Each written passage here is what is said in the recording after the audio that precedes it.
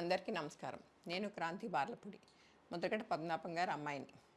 పిఠాపురంలో పవన్ కళ్యాణ్ గారిని ఓడించడానికి వైసీపీ నాయకులు ఎన్ని చేయాలో అని చేస్తున్నారు. ముఖ్యంగా నిన్న మా నాన్నగారు ఒక బాధాకరమైన ఛాలెంజ్ చేశారు.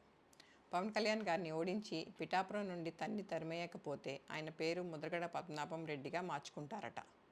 ఈ కాన్సెప్ట్ ఏంటో నాకు అసలు అర్థం కాలేదు. ఆయన ప్రకటన ముద్రగడ అభిమానులకు సైతం నచ్చలేదు. వంగా గీత గారిని గెలిపించడానికి కష్టపడవచ్చు, కానీ పవన్ కళ్యాణ్ గారిని మరియు ఆయన అభిమానుల్ని కించపరిచేలా కామెంట్స్ ఉండకూడదు. మా నాన్నగారిని కేవలం పవన్ కళ్యాణ్ గారిని తిట్టడం కోసమే జగన్మోహన్ రెడ్డి గారు వాడుతున్నారు. ఈ ఎన్నికల తర్వాత ఆయనను ఎటు కాకుండా వదిలేయడం పక్కా. ఈ విషయంలో నేను మా నాన్నగారిని పూర్తిగా వ్యతిరేకిస్తున్నాను. నేను పవన్ కళ్యాణ్ గారి గెలుపు కోసం నా వంతు కృషి నేను చేస్తాను. నమస్కారం. అందరికీ నమస్కారం.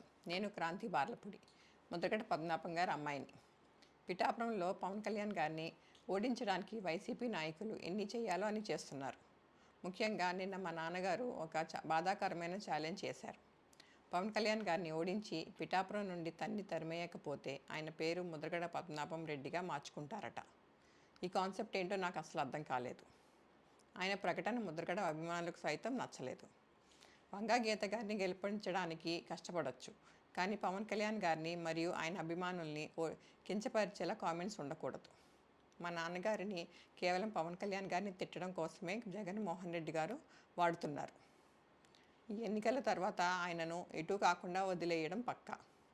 ఈ విషయంలో నేను మా నాన్నగారిని పూర్తిగా వ్యతిరేకిస్తున్నాను.